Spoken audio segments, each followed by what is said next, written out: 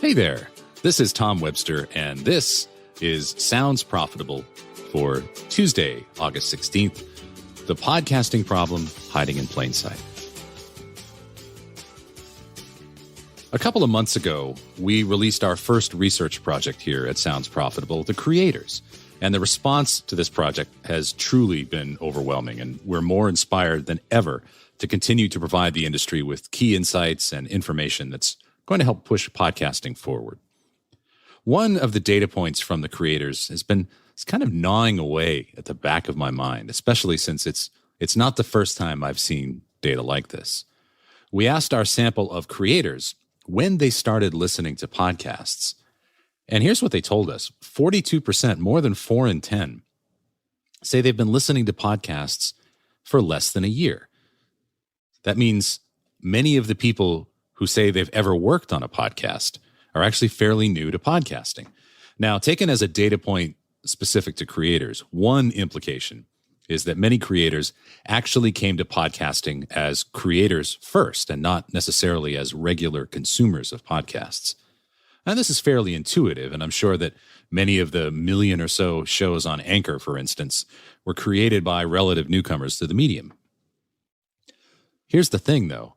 This data point isn't unique to creators. In fact, I've seen it crop up in survey after survey with podcast listeners in general. The last time that Edison Research released this for all podcast listeners was back in 2019 in a separate report that they did called The Podcast Consumer. And for that data point, amongst those who say that they are monthly podcast consumers, 45% say they started listening in the last year. 48% of those who have ever listened to podcasts said that they just started listening within the last year. And I've seen this pattern over and over in multiple public and private research studies. You see it in last year's edition of the U.S. Latino Podcast Listener Report. Same thing amongst U.S. Latino monthly podcast consumers. 48% have been listening for less than a year. And I'm going to venture that's not a coincidence.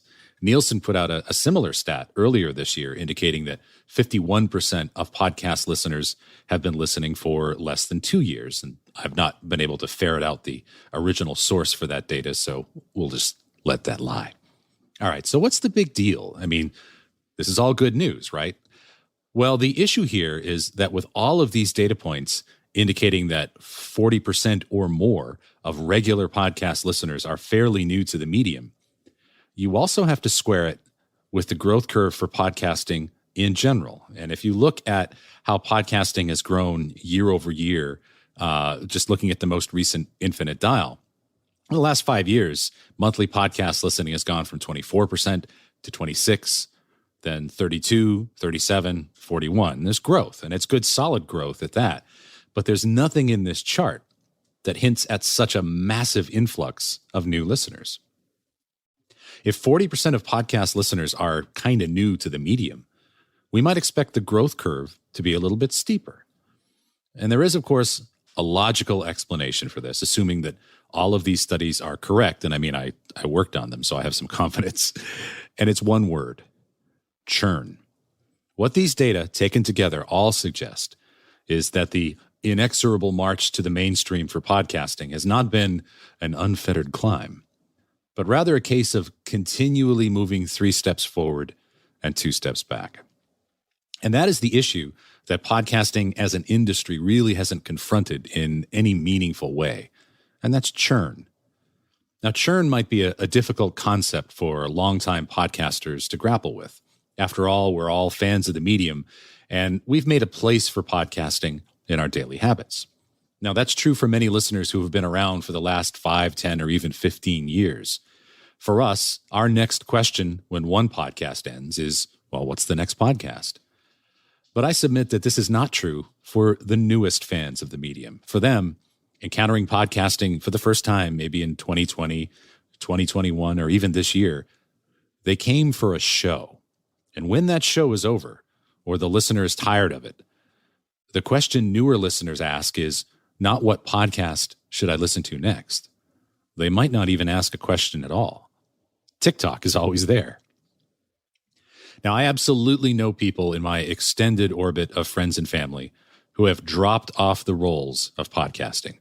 Maybe they stopped listening to a daily news podcast because, well, gestures broadly at civilization. Maybe they came for a limited series and that series is now over. Maybe they just got sick of Joe Rogan.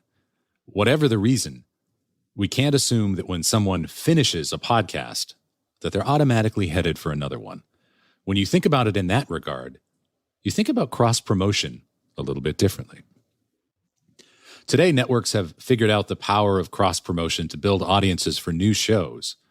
But if you think about it, you're kind of rolling the dice on one specific show when you do that.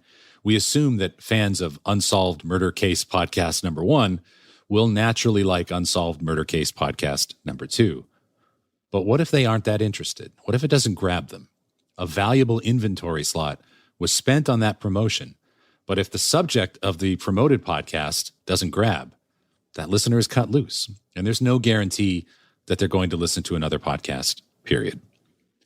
With that mindset, it might profit publishers to think about doing something else with at least some of that inventory that they really haven't had to do before. If you operate under the assumption that the listener to your show isn't looking for a new podcast to listen to, what would you sell them? I submit you would promote podcasting itself. And this is a thing the industry really hasn't done, hasn't had to do. We got by in earlier times with an audience of people who were fans of the medium. But that's not going to get us over the next hump, especially when Steve Martin, Martin Short, and Selena Gomez are teaching us that podcast listeners are, well, kind of dorky. The topic of listener churn is one that we're certainly going to be looking at here at Sounds Profitable, and I'm curious what your experiences are with this. And you can share them with me at tom@soundsprofitable.com, or if you are one of our wonderful sponsors who are making these lines of inquiry possible for us, you can corner me at Podcast Movement in a couple of weeks, especially during our inaugural Sounds Profitable Business Summit, where we're going to be presenting our latest research study after these messages, which is going to be a definitive look at live scripted announcer reads in podcast advertising. And I hope to see you there.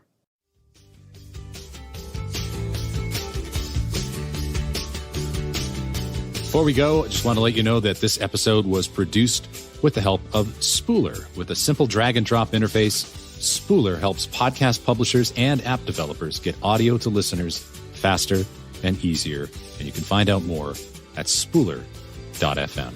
I'm Tom Webster. You can find this article and many others at soundsprofitable.com.